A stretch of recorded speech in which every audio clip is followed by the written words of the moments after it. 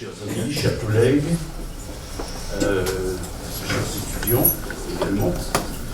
Merci à l'Université catholique de l'Ouest à Brest et particulièrement au département sciences politiques de nous accueillir ce soir pour cette table ronde donc, qui est organisée par notre cercle, qui est un cercle de réflexion. On appelle ça un laboratoire d'idées. Chez les gens très informés, on parle de think tank. En tout cas, nous essayons de travailler autour des questions de citoyenneté et d'identité. Citoyenneté européenne et nationale, il y a un S à nos citoyennetés et il y a un S également à identité, parce que les uns et les autres, nous sommes détenteurs, porteurs d'identités multiples. Chacun pourra essayer de retrouver toutes ces identités, mais il est évident qu'on se ressemble certes, mais nous sommes très très divers en même temps. Ce soir, nous allons parler de cybersécurité des citoyens européens. Alors bien sûr, citoyenneté, c'est chacun d'entre nous. La banque, l'énergie, Internet, voilà, nos vies sont désormais liées à une gestion du numérique. Numérique qui est partout. Chaque jour, les uns et les autres, nous confions nos données, nos échanges, nos transactions à des systèmes connectés et nous comptons sur leur fiabilité. Mais derrière cette confiance se cache, et il faut le savoir, ce sera l'enjeu de cette table ronde, des enjeux de protection, de souveraineté, de responsabilité.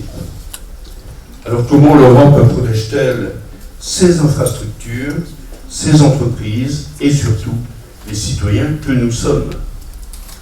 Comment garantir, c'est ça la question fondamentale, comment garantir un espace numérique à la fois ouvert, sûr et respectueux des droits fondamentaux? Pour en parler, nous avons le plaisir d'accueillir ce soir, et je ne vais pas en dire grand-chose parce que les étudiants se sont proposés pour faire une présentation plus ouverte, on va dire, des intervenants. Je vais simplement, moi, accueillir et remercier particulièrement, alors, Madame Adelman, qui est là, qui est l'ancienne chef de la représentation en France de la Commission européenne. Elle nous dira sûrement tout à l'heure, ou en tout cas les étudiants nous diront ce que cela représente. Anne et moi, on se connaît depuis quelque temps, puisqu'on se retrouve régulièrement dans des fonctions que nous avons en commun de conférencier pour la Commission européenne. Merci Anne d'avoir fait le voyage depuis Bruxelles pour venir nous rencontrer et nous parler. Merci Grégory Carrois. Je commence bien? Presque. Presque. Vous me direz ça après. Vous êtes, je vais dire que ça, expert en cybersécurité. Ouais. Je laisse les étudiants en dire plus. On va voir. Très bien, on va voir. Et puis merci Jean Peters. Alors, Jean Peters est l'ancien président de l'Université de Bretagne Sud. Il est aussi détenteur de la chaire IHEDN sur les souverainetés du numérique. Je ne me trompe pas? Non, c'est ça. Très bien. IHEDN, alors, Jean développera sûrement, mais c'est lié à la défense. C'est lié à l'armée, d'une manière générale. Très bien. Donc, merci à vous d'avoir accepté cette invitation.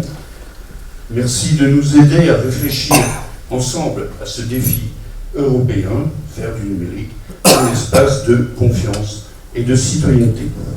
Je cède maintenant la parole en vous souhaitant une excellente soirée, aux étudiants pour la présentation et ensuite à Jean Peters pour l'animation de cette table ronde.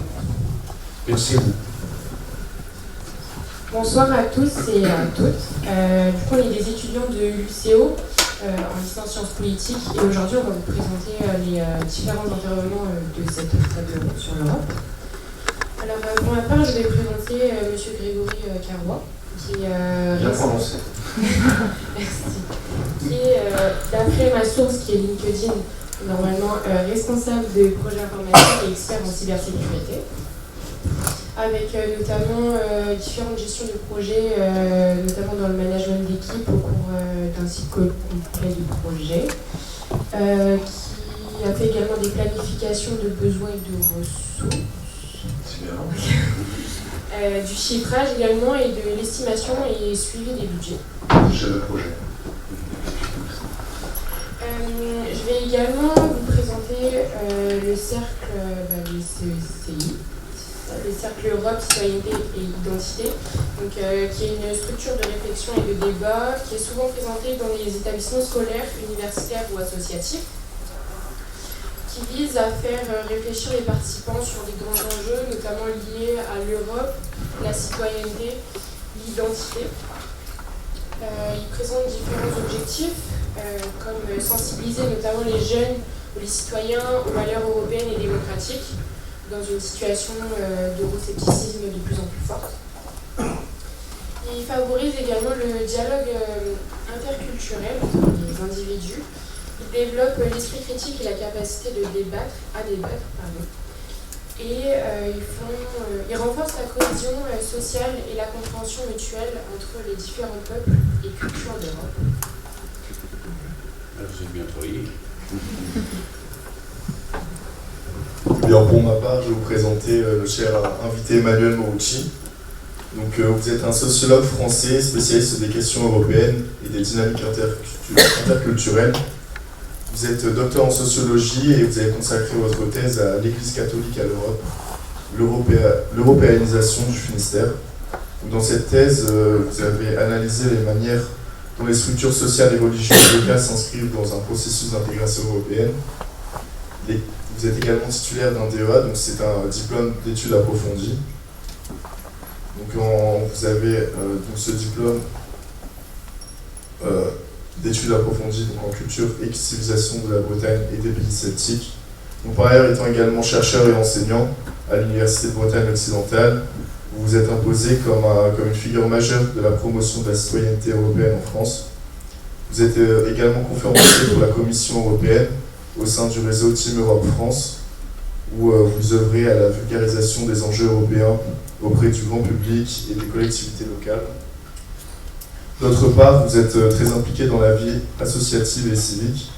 Vous avez fondé en 1989 la Maison de l'Europe de Brest et de Bretagne-Ouest. Aujourd'hui, c'est le Centre Europe Direct, dont vous êtes le président honoraire.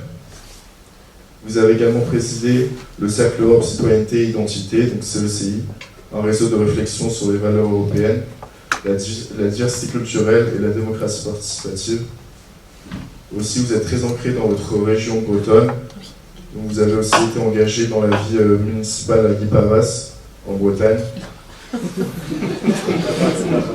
Je viens de Lille, donc je ne sais pas si je dois prononcer. En breton, c'est bien. En breton. Guipavas. Ok, Guipavas. Votre parcours illustre très bien une volonté constante de relier le local à l'européen. Je ne sais pas où vous avez trouvé tout ça, mais je suis impressionné. C'est du bon travail.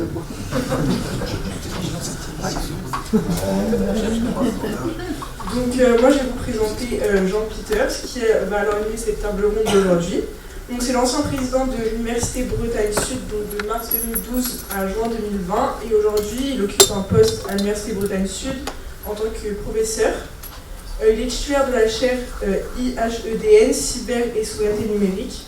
Cette chaire, rattachée à l'Institut des hautes études de défense nationale, participe à la protection des intérêts stratégiques de la France. Elle s'inscrit dans l'effort national des défenses des intérêts stratégiques de la France et de sa souveraineté numérique.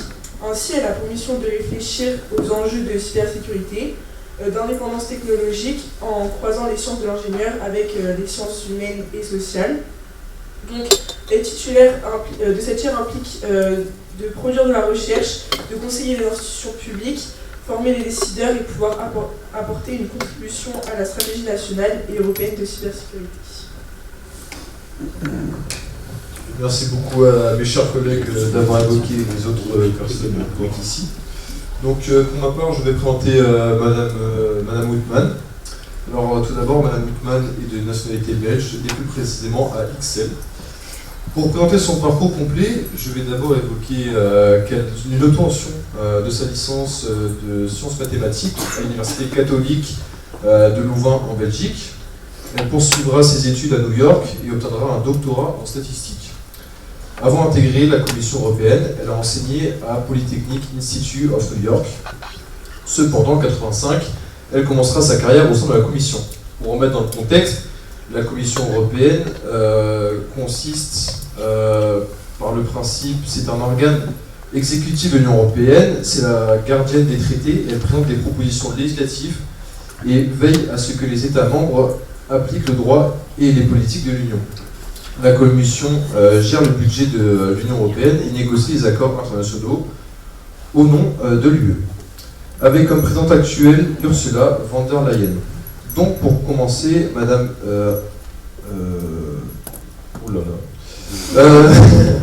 Madame Wittmann débute à l'Eurostat, puis à la Direction Générale de la Concurrence DG. L'Eurostat, c'est le bureau de statistique de l'Union Européenne, et la DG, c'est la Direction Générale qui veille à ce que la concurrence soit libre et équitable entre les entreprises de l'Union. Par la suite, de 1999 à 2004, elle deviendra chef de cabinet, adjointe du président de la Commission, Romano Prodi. Plus tard, elle occupe des fonctions de direction dans le domaine du marché intérieur et du développement durable, puis à la direction générale de l'énergie. Elle devient chef de la représentation de la Commission européenne en France à partir de 2010. Et jusqu'en 2016, elle est conseillère principale à la DG Énergie de la Commission. Voilà.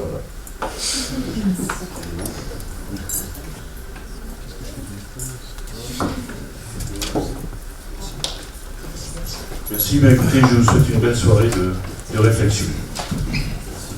Merci beaucoup à vous pour les présentations magnifiques qu'on a tous vues ce soir sur les réseaux sociaux qui sont assez pratiques évidemment pour trouver les informations. Donc, on m'a demandé d'animer la table ronde aujourd'hui avec Mme Wittmann, M. Carrois. Vous avez bien entendu, ils ont chacun deux spécialités, l'énergie pour Mme Wittmann et la banque assurance pour M. Carrois, dans des rôles différents en plus au sein de ces différents secteurs. Donc on a pu discuter ensemble pendant avant pour savoir à peu près de quoi on allait parler aujourd'hui, sachant qu'on ne connaissait pas tout à fait l'auditoire et qu'il y a tellement de choses à dire qu'il faudrait passer des heures, des nuits, des jours pour en parler. Donc ils ont une tâche assez difficile aujourd'hui. Avec globalement, on va avoir 40-50 minutes entre nous pour répondre à un certain nombre de questions. On pourrait épuiser évidemment les réponses, et puis après, on aura un jeu de questions-réponses de la salle, évidemment. C'est le but aussi de ce type de rendez-vous. Donc, on divisait ça à peu près en 4 petites thématiques. Et la première, c'est la question des différents secteurs dans lesquels ils sont, et puis les biens protégés et des risques aussi. Et donc j'ai commencé avec Mme Wittmann. Et donc, Mme Wittmann, donc, vous êtes une experte, on nous l'a dit, 20 ans, plus de 20 ans d'ailleurs, à la Commission européenne. Vous avez travaillé sur les aspects généraux de l'action européenne en matière de sécurité. Donc est-ce que vous pourriez nous expliquer ce que c'est que ce secteur de l'énergie, ce qu'il représente en effet, et en quoi il constitue une cible privilégiée des cyberattaquants, et pourquoi en fait la cybersécurité c'est devenu un enjeu pour le secteur de l'énergie, et puis en effet quels sont ces bijoux de la couronne, on est pas lourd, mais bon, quels sont ces bijoux qu'il faut protéger.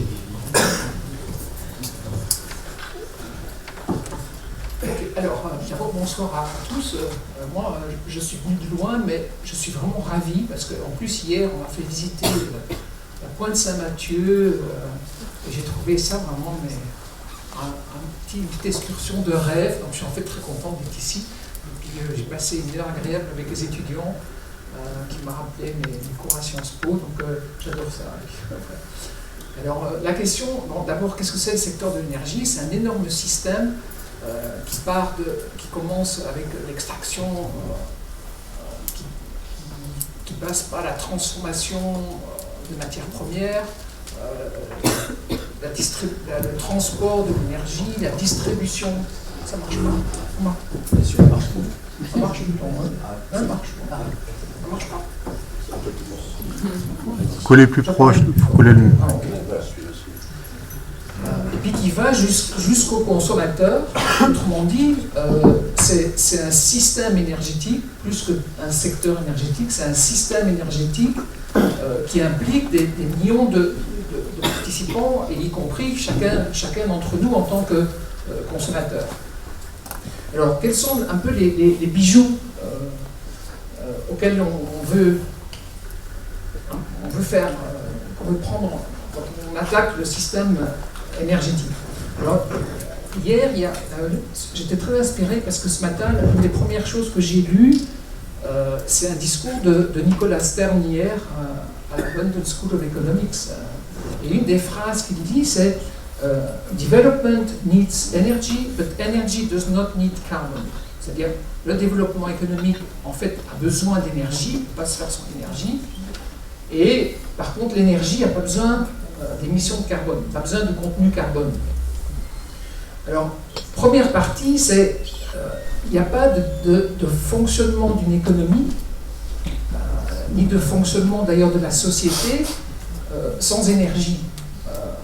Donc, quelque part, quand on attaque le système énergétique, et en particulier pour provoquer, par exemple, un blackout, parce que dans le système énergétique, vous avez du gaz, du pétrole, vous pouvez le consommer aussi sous forme d'électricité. Et l'électricité, ce n'est que, en France, 27%, en Europe, c'est 23% en moyenne de ce que vous consommez, mais en réalité, sans l'électricité, il n'y a rien qui fonctionne.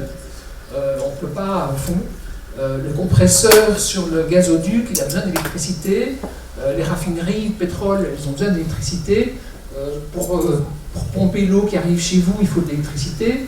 Il faut de l'électricité pour tout et de plus en plus, y compris dans les transports. Donc, quand on s'attaque au réseau électrique, par exemple, on s'attaque littéralement au fonctionnement de toute l'économie et de la société.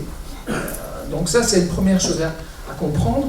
Et c'est d'ailleurs pour ça que, quand on regarde la guerre actuelle entre la Russie et l'Ukraine, les premières cibles militaires sont des cibles énergétiques. On bombarde des raffineries, on bombarde les centrales électriques, etc. Donc, premier bijou de famille, c'est quand même littéralement le cœur d'un pays. On attaque le pays quand on attaque le système énergétique. Le deuxième bijou, je vais l'expliquer à partir de la deuxième phrase qui est l'énergie n'a pas besoin de carbone. On est tous conscients du problème du réchauffement climatique. D'ailleurs, la COP 30 a commencé aujourd'hui. Et le premier responsable des émissions de gaz à effet de serre, pour plus ou moins les 3/4 des émissions de gaz à effet de serre, c'est l'énergie. Donc, il faut transformer le système énergétique pour le décarboner. Donc, qu'est-ce que ça veut dire, cette transformation? Ça veut dire qu'on part d'un système ancien où les entreprises étaient de très grosses entreprises nationales, en général en monopole, verticalement intégrées, qui allaient du producteur à la transformation, au transport, à la distribution et à la fourniture d'énergie au consommateur, qui était un consommateur passif, qui recevait des factures, puis qui payait ses factures. Ça, c'est l'ancien système. Vers quoi se dirige-t-on? On se dirige vers un système qui est d'abord basé sur des renouvelables, et parmi ces renouvelables, il y a surtout, à croissance très rapide, des renouvelables qui ont une production variable, notamment le solaire et l'éolien. Alors on sait que la consommation est très variable au long d'une journée. On consomme beaucoup à 7 h du soir, c'est le maximum. Là maintenant, c'est pointe de consommation. On consomme évidemment beaucoup moins au milieu de la nuit. Donc sur le réseau, il faut suivre à la fois maintenant les variations de la consommation, mais il faut aussi suivre les variations de la production. Ce qui n'était pas le cas dans le passé, puisque dans le passé, ben, les producteurs, ils consommaient autant de temps, ils suivaient la consommation des consommateurs. Ils sortaient de leur centrale autant d'énergie qu'il fallait pour suivre la consommation des consommateurs.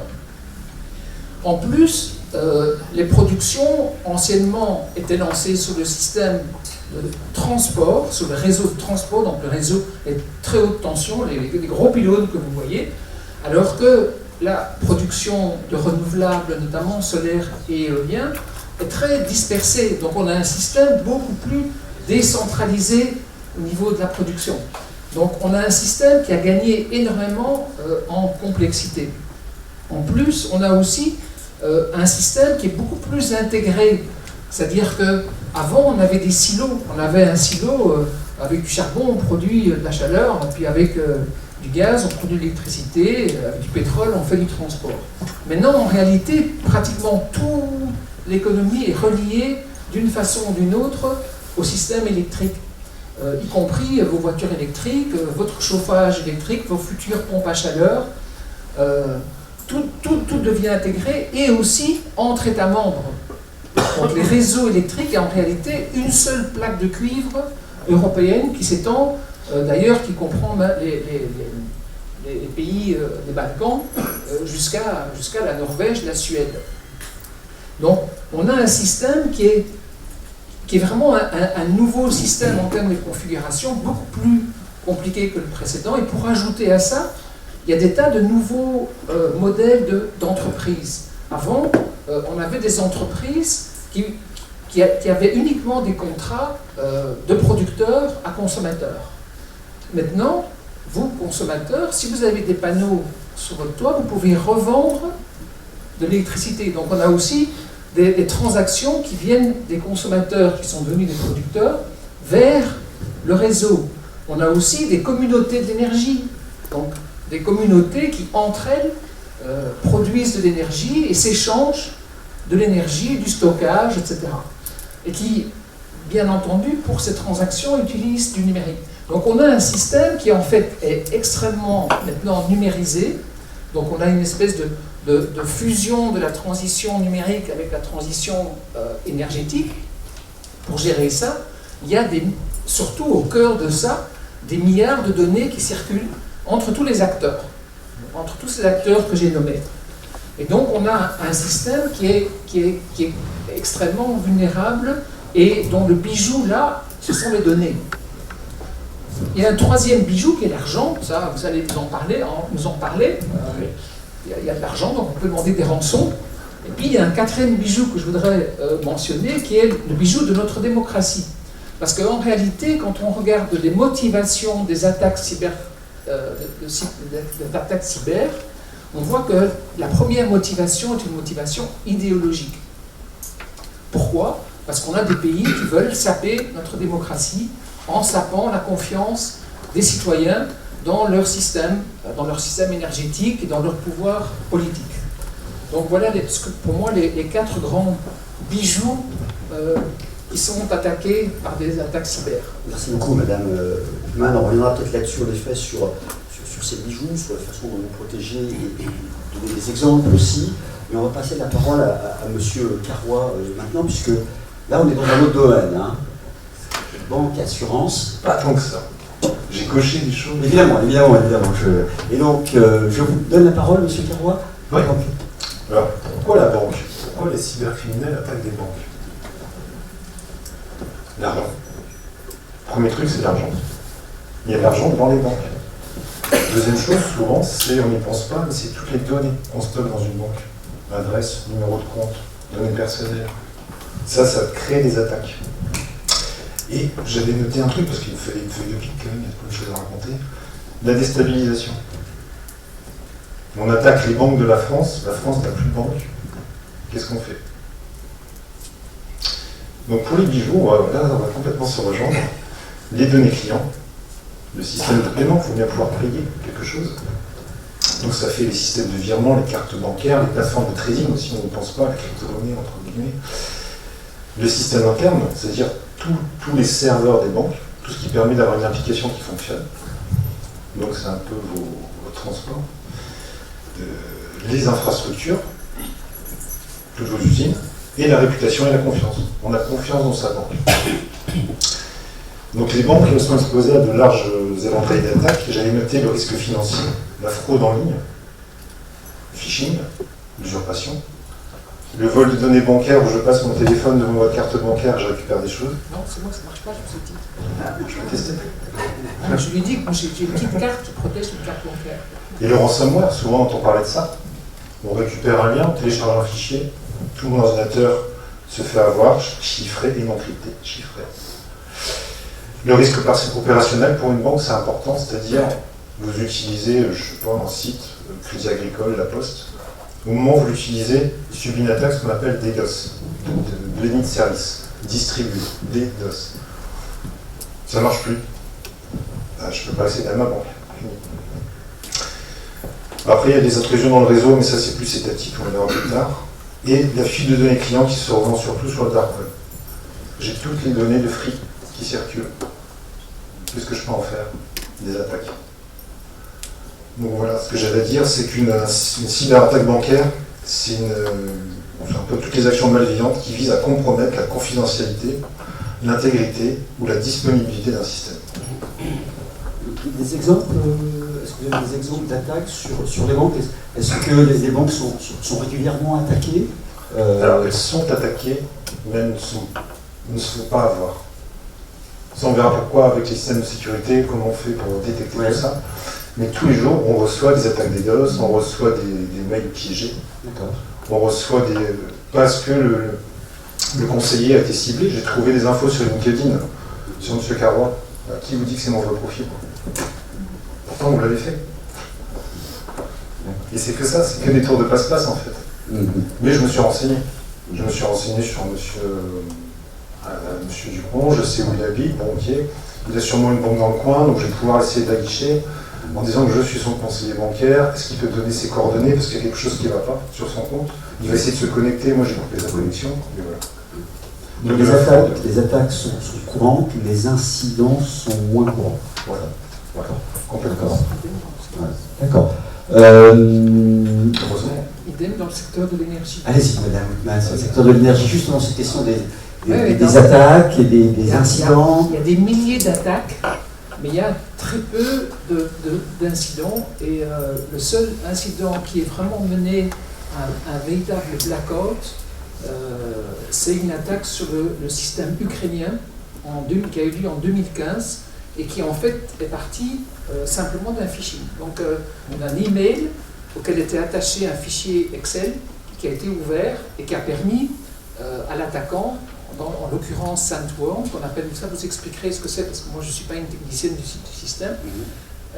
Ils sont entrés en avril 2015 dans le système électrique ukrainien, et puis ils le connaissaient bien parce que comme l'attaquant était russe et que ce système date de l'ère soviétique, ils savaient très même assez bien où aller, et ça a provoqué un blackout. Un jour, au mois de décembre, ils ont attaqué, en fait ils ont analysé le système pendant toute l'année, ils se sont baladés dans le système, et puis un jour, le 23 décembre, au moment de Noël, quand il n'y avait pas beaucoup de monde, il y a le gestionnaire du réseau électrique.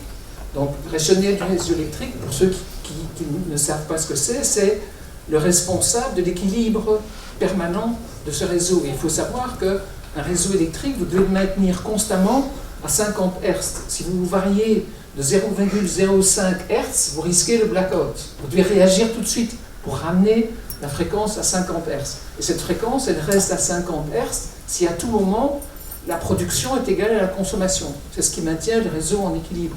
Donc c'est un boulot extrêmement, extrêmement délicat et qui demande de réagir à la seconde.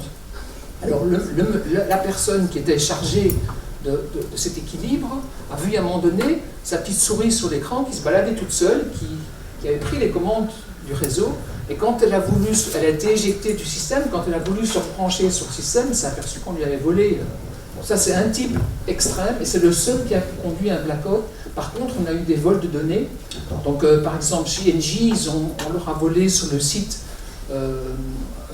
MaPrime, Mon Espace Prime Engie, on leur a volé 110 000 données de clients, mais heureusement pas les données bancaires. On a eu au début de l'année une attaque du gestionnaire de réseau suédois. On a volé 280 gigawatts de données.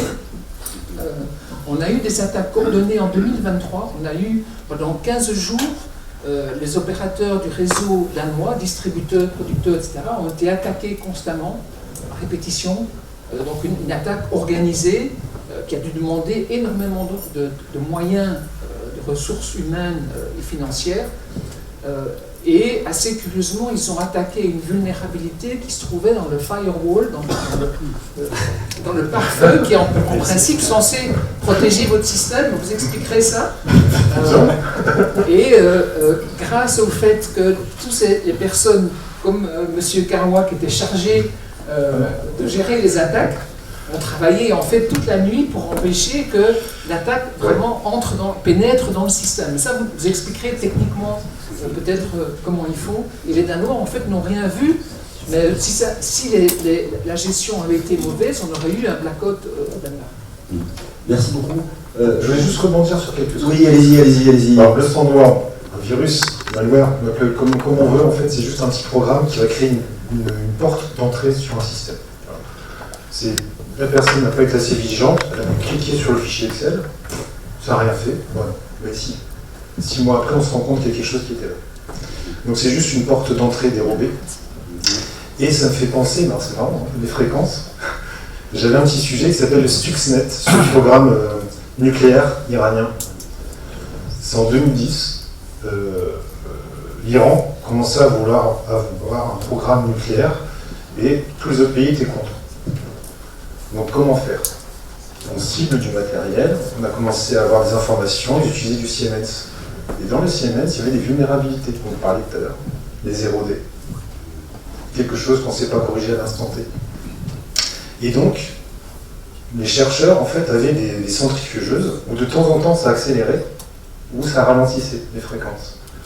Et ça a fait qu'il y a 100 centrifugeuses qui ont été détruites sur tout le fil de l'année. Et tous les chercheurs iraniens ne comprenaient pas. Tous les calculs étaient bons. Voilà. Comme quoi ça se recoupe, on n'a pas rien préparé, mais c'est vraiment le même sujet. Vous disiez tout à l'heure que les banques sont attaquées, tout le monde est attaqué de toute façon, mais les banques évidemment, pour un certain nombre de raisons que vous avez expliquées, sont attaquées, mais finalement il y a peu d'incidents. On a de la chance, on est les meilleurs au monde. Est-ce que c'est ça? Non, il y a plusieurs choses. On essaie d'empêcher les attaques.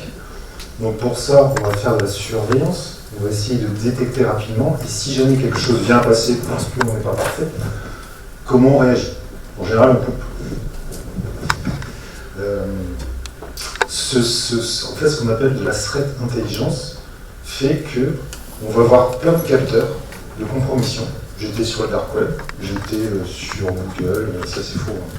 J'ai eu d'autres trucs qui m'ont dit on va parler d'Arkia dans le Telegram, merci. Et là, du coup, il y a des gens qui vont se dire oh bah tiens, voici le Arkia. Et ça, ce sont des signaux faibles qu'on essaie de suivre en se disant est-ce que quelqu'un va pouvoir passer sur une faille ou une porte d'entrée qu'on aurait laissée ouverte en fait. Et tout ce travail-là fait qu'il faut faire beaucoup d'audits de sécurité. Donc moi je peux tester plein de choses, le smartphone, les collègues, les badges, tous les ordinateurs. Par contre, une autre équipe va être en mode ce qu'on appelle Red Team pour essayer de nous attaquer. Blue Team, nous, on va essayer de défendre. Et à la fin, ils vont se dire, il faut rester tout ça à corriger. On corrige, et l'année d'après, on refait un exercice. Et on refait. Exercice qui peut être de niveau local, comme nous on le fait, on le provoque, ou niveau France, Banque de France, ou niveau Europe. L'Europe nous a dit de tester. C'est-à-dire que vous jouez aux policiers et aux voleurs, vous-même, à l'intérieur de votre banque. Ça va très loin même. C'est-à-dire qu'on ne sait pas si on se fait attaquer et si c'est légitime. Donc ça veut dire que vous avez chez vous, dans vos équipes, des gens dont c'est le travail de vous attaquer. Oui. Moi je sais il y a eu avec un exercice européen avant-hier. Oui. Allez-y Madame Hoffman, allez-y. Oui. Je sais pas, je vais vous laisser terminer. Je vais juste mentionner qu'il y a eu un exercice au niveau européen avant-hier. Ah ouais. Mais oui. Et c'est une pratique que toutes les banques font parce que c'est ce qu'on appelle de la résilience. Si jamais on se fait avoir, qu'est-ce qui se passe? Est-ce que tous les clients, les citoyens, pourront utiliser leur argent? Ça sera pas de fond. Donc on fait beaucoup d'exercices comme ça.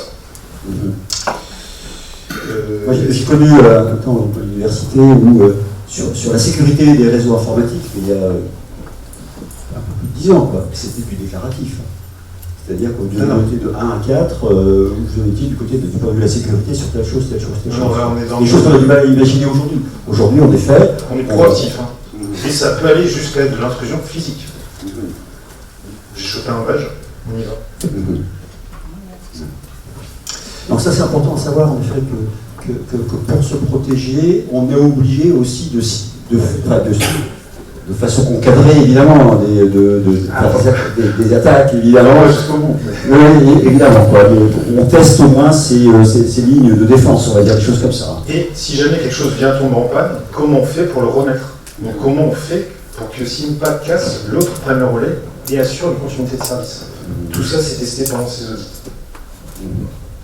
Je pense que ça rejoint un peu votre thématique. Dans le secteur de l'énergie, on fait aussi la même chose, non? Alors, dans le secteur de l'énergie, on a exactement la même chose que dans les autres secteurs, parce que c'est du numérique, donc quelque part, c'est pas spécifique à l'énergie.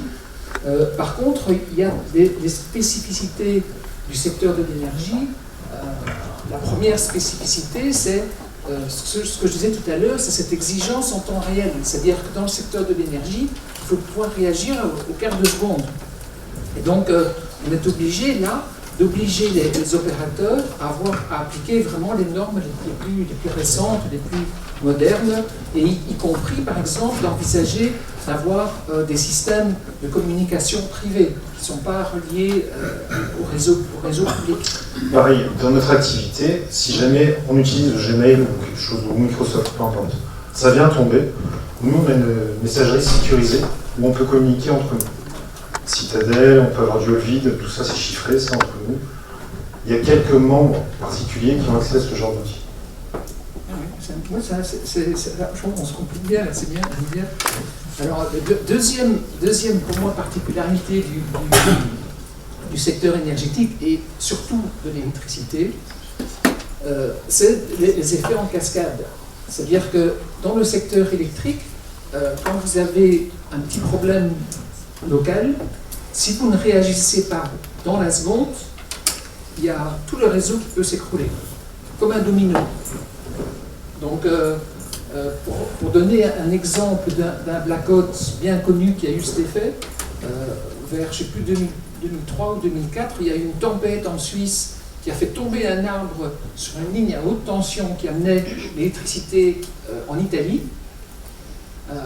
Et donc la ligne a été coupée, donc la production est partie sur d'autres parties du réseau, parce qu'il faut bien qu'elle parte quelque part. Et donc tout le réseau a fini par... En fait, la France a bien réagi, parce que la France était connectée, elle a tout de suite déconnecté de l'Italie, mais en Italie, ils ont réagi peut-être 2 secondes trop tard, et il y a eu un effet domino avec un blackout qui a duré jusqu'au lendemain, et qui s'est étendu jusqu'à la Sicile. Donc cet effet en cascade implique qu'on est obligé, dans le secteur électrique, de bien analyser toutes les interdépendances dans le système et avoir une analyse de l'architecture du système et bien concevoir une architecture qui soit suffisamment résiliente avec des mesures sur chaque site, l'identification des nœuds critiques, une bonne collaboration entre tous les acteurs. Et évidemment, ça se recoupe. Il faut une redondance, de toute façon, il faut une scalabilité, parce qu'on a besoin de plus, il faut pouvoir dimensionner suffisamment. Et si quelque chose vient tomber en panne, il faut que ça puisse prendre en relève, le passif actif. Voilà. Et puis, la troisième caractéristique du secteur de l'énergie, c'est que c'est un système où les actifs ont une durée de vie très longue. Donc on a dans le système des actifs tout récents, modernes, qui sont conçus au départ avec un système de protection contre la cybersécurité, dès la conception des produits ou des logiciels, qui coexistent avec des parties du réseau qui peuvent avoir 30 ans jusqu'à 60 ans, et qui, elles, n'ont pas été conçues pour la cybersécurité, qui est quand même une menace plus récente. Et donc il faut dans ce secteur trouver des solutions qui soient adaptées aussi à des installations très anciennes. Donc, voilà ce que je voulais dire, spécifique au secteur énergie, mais qui confère encore bien ce que M. Carvalho. Quand on discutait, quand on préparait cette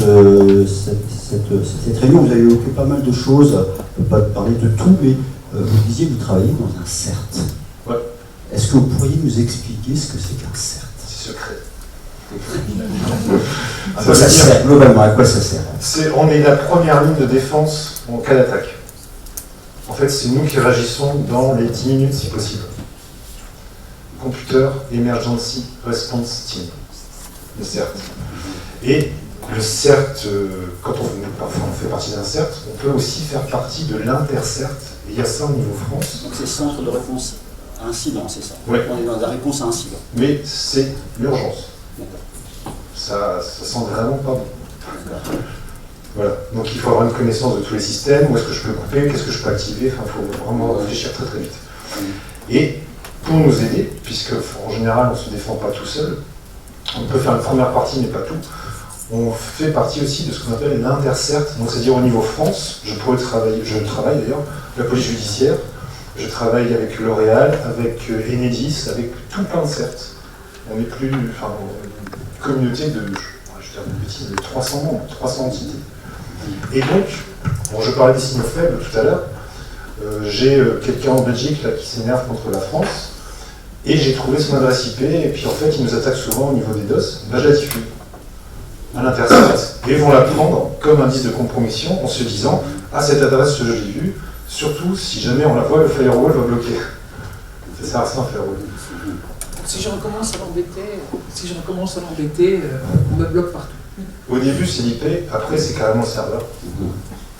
Vous évoquiez, enfin, on en a parlé aussi, mais je trouve que la question, madame, même, vous avez évoqué, en effet, la question, il y a des équipements, il y a la mise à jour des équipements, en effet, vous êtes sur des actifs, comme vous dites, pour des durées de vie très très très longues, en effet, on ne reconstruit pas à chaque fois des systèmes, des huiles, c'est la même problématique sur d'autres objets qu'on peut utiliser dans l'industrie. Quand on parlait de compromission et d'attaque, il y a aussi la question de la sous-traitance. Est-ce que c'est un sujet dont l'énergie les attaque à travers des sous-traitants? Absolument. En fait, je mentionnais tout à l'heure l'attaque sur le site de NJ, mon espace prime.nj, etc. En fait, c'est un site qui était géré par un sous-traitant. L'attaque danoise que j'ai mentionnée, la vulnérabilité qui a permis cette attaque, en fait, vient de leur fournisseur qui s'appelle Zixel, si je ne me trompe pas, qui est un fournisseur normalement de pare-feu, normalement de protection, mais ça n'exclut pas qu'il y avait une vulnérabilité dans leurs produits. Et donc cette information, dès qu'on détecte l'information, on la fait circuler. C'est ça. Ça c'est vraiment une chose fondamentale qui existe dans tous les secteurs, c'est cet échange d'informations très rapide. Et voire européen aussi. Au niveau européen. Ouais. Et je pense à ça, ce qu'on appelle souvent une supply chain. Supply chain, c'est la chaîne d'approvisionnement, le tiers. Et bien souvent, c'est lui qui a le moins de sécurité, parce qu'il est moins structuré. Et nous, on l'a eu dans le monde bancaire il n'y a pas très longtemps. C'est un fournisseur de logiciels qui est spécialiste dans quelque chose de très pointu, il n'y a que lui qui fait ça. Et donc, toutes les banques ont acheté son produit. Il s'est fait compromettre, il a fait une mise à jour de son produit. Toutes les banques sont fait avoir, entre guillemets. Voilà, supply chain. Ce que vous me dites, c'est important de comprendre, c'est qu'il y a plusieurs façons finalement d'attaquer des systèmes, des entreprises. Pour revenir à la protection, quand même, il y a un mot qu'on emploie tout le temps aujourd'hui, si vous ne dites pas, vous n'avez pas l'air intelligent, c'est justement l'intelligence artificielle. Vous n'en avez pas parlé du tout, parce qu'on en a parlé dans les discussions, mais dans vos secteurs, dans vos types de secteurs, est-ce que, à la fois pour l'attaque et la défense, est-ce que c'est un enjeu, l'intelligence artificielle? Je ne sais pas qui veut commencer. Ce qui est sûr, c'est que l'intelligence artificielle permet des attaques plus sophistiquées, plus multiples, et notamment sur l'aspect... Très réaliste. Il y a plus d'orthographe, il y a plus tout ça. Par exemple, vous faites du phishing, vous pouvez imiter un mail qui vient d'un site fiable, vous pouvez vous avez aussi la possibilité, si vous faites des attaques de désinformation, qui fait partie de la cybersécurité, des attaques de désinformation, vous pouvez créer rapidement des milliers de sites, des milliers d'adresses de comptes sociaux qui diffusent des informations fausses. Donc ça multiplie évidemment les risques, mais en même temps, l'intelligence artificielle est utilisée pour mieux détecter, mieux se protéger. C'est une chaîne à souris à chaque fois. C'est voilà. C'est un peu plus technique que moi, donc. En fait, à chaque fois qu'il y a une techno qui émerge et qui va copier un site, parce que souvent c'est ça, c'est l'utilisateur va se croire qu'il est sur sa banque, je parle de banque, mais, va rentrer ses coordonnées, va dire je vais faire un virement, ça ne marche pas, l'erreur, tiens je comprends pas. Ah bah non, tu t'es fait avoir mon garçon. Voilà. Et donc on va détecter, on va essayer de trouver ce site parce qu'il y a un logo qui ressemble à la banque. On va demander sa fermeture, mais ça met 2 heures. Donc il y a un peu de fraude. Et après on va se dire pourquoi les gens ont ces habitudes. C'est le facteur humain en fait. La source de compromission la plus importante, c'est le facteur humain. Vous me disiez en préparant, M. Carvois, que vous utilisiez l'intelligence artificielle aussi pour vous protéger. Ouais. Voilà. Est-ce qu'on peut dire 2 mots dans globalement, vous devez dire qu'est-ce que c'est que, enfin, pas ce que c'est, etc., mais vous n'utilisez pas ChatGPT quand même pour vous protéger. Non. Non. Déjà, il faut savoir en fonction de l'intelligence, c'est ce dont. Il y a différents modèles d'intelligence, mais pour faire simple, c'est qu'est-ce que je lui ai donné à manger. Je lui ai donné que les Russes étaient des gentils. J'ai donné l'intelligence va dire qu'ils sont gentils. Donc vous appuyez sur vos données à vous, que, évidemment, que vous ne partagez pas. C'est-à-dire que c'est cloisonné, c'est pas hébergé aux États-Unis, c'est chez nous. Et on donne à manger sur ces modèles, et encore, il y a beaucoup de choses qui ne sont pas au point en fait. On en fait un mythe, mais ça marche très bien sur ce qu'on appelle du niveau 1. C'est qu'est-ce que tu en penses? Ça pourrait être ça. Très bien. Moi je vais analyser. Mais ce qu'on appelle niveau 2, niveau 3, ce sont les plus gros experts qui interviennent sur les incidents. On ne donnera jamais ça à l'intelligence artificielle, c'est plus de l'automatisation. Est-ce que tu peux me. J'ai un lien dans le mail, est-ce que tu peux me lancer l'analyse? Plus ça. Mais ça, en fait, ça écrème pas mal de travail et on a beaucoup plus de temps pour faire l'analyse de niveau 2 et 3. D'accord. On se comprend évidemment si on donne ces données ChatGPT, si on les données au hacker tout de suite, hein, c'est peut-être pas la peine. Et peut-être pour expliquer les réponses, pourquoi vous ne les mettez pas aux États-Unis, vos données? C'est un grand pays, très bien protégé. Oui, ils ont le Patriot Act, c'est-à-dire que les États-Unis ont le droit de consulter les données qui sont hébergées chez eux. Non. Ça va même un peu plus loin que ça, je crois. Les utiliser, enfin. C'est leur droit leur permet d'aller de tout ce qui utilise des technologies américaines, je crois qu'ils ont le droit de regard, pratiquement. Mais il n'y a pas que les Américains. Si vous regardez les panneaux solaires, par exemple, il n'y a pas longtemps, il y a quelques milliers d'Américains qui avaient des panneaux solaires sur leur toit, qui se sont levés le matin avec leurs panneaux déconnectés. On a cru à une cyberattaque parce que tous les panneaux solaires étaient des panneaux Huawei, des panneaux d'un principal fournisseur chinois de panneaux solaires. En réalité, ils avaient déconnecté les clients à cause d'un désaccord entre l'entreprise productrice et le fournisseur américain. Donc, comme sanction, ils ont déconnecté tous les clients, mais ça a fait comprendre aussi que ça veut dire qu'un fabricant peut mettre dans ses panneaux solaires des logiciels malveillants qui permettent éventuellement, parce qu'un panneau solaire, c'est pas beaucoup d'énergie, mais s'il y en a des milliers qui se déconnectent en même temps, ça peut complètement déstabiliser le système électrique et causer un blackout. Ce qu'on appelle des portes dérobées, c'est ça, des backdoors. C'est ça. On les voit pas, mais il y a quelque chose qui est là, qui permet de rentrer par l'arrière. On s'en occupe, maintenant. Des panneaux solaires. Et c'est pour ça que l'armée française, d'ailleurs, produit tous ces composants, n'achète pas en Chine. Ouais. Mais voilà. C'était ça la question, c'était sur la 5G, le développement, le déploiement de la 5G avec Huawei.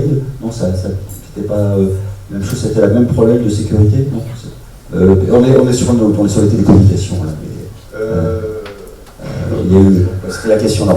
Bon, bref, ok. Il y a encore d'autres choses dont on pourrait parler, mais je pense qu'il y aura plein de questions en effet sur les façons de faire, de se défendre, les technologies, les postures aussi, puisque les postures sont importantes.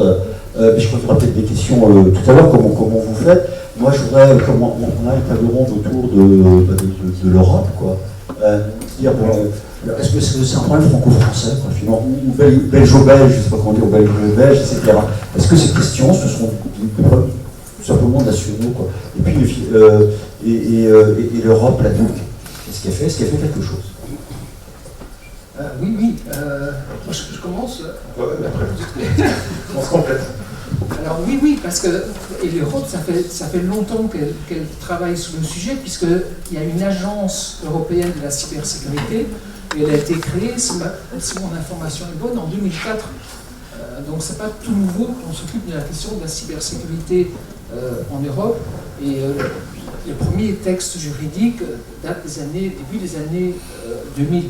Alors, je peux expliquer un peu, il y a une accélération en matière de législation, de mesures européennes, de systèmes, de réseaux, etc. Parce que les menaces se font plus pressantes et plus fréquentes. Donc l'Europe a accéléré un peu la réponse.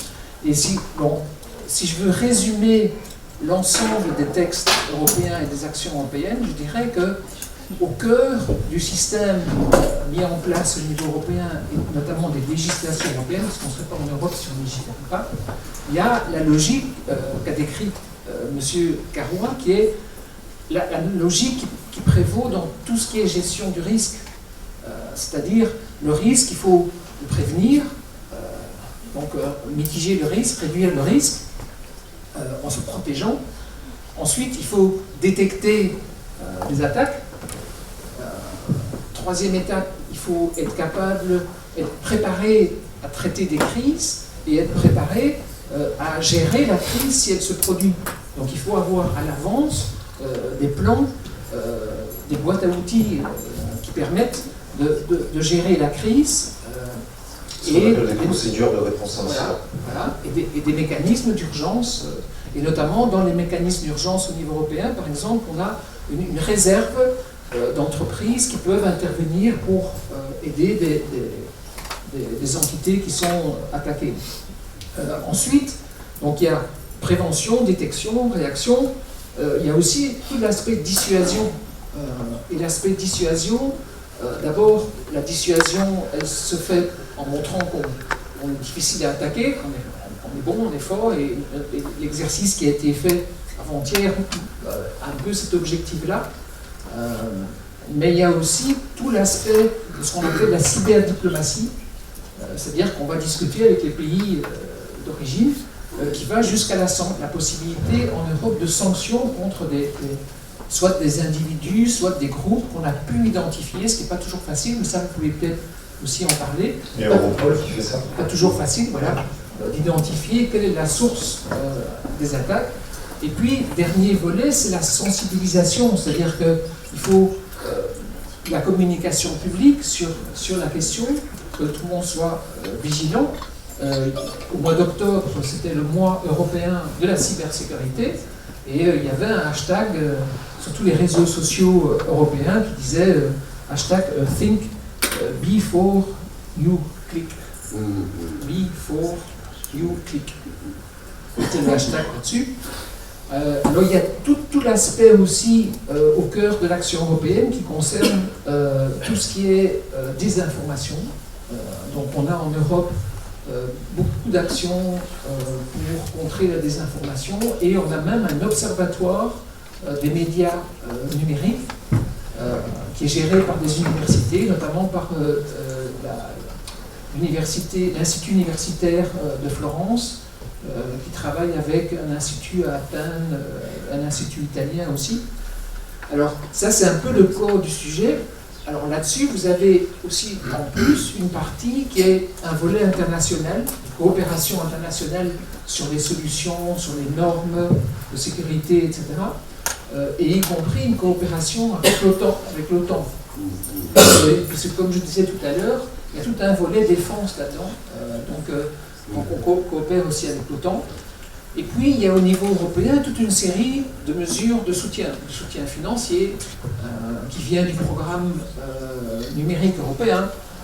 Programme numérique européen qui est, je regarde parce que moi les chiffres je ne retiens jamais, il y a 7,6 milliards, dont 1,65 milliard consacré à la cybersécurité.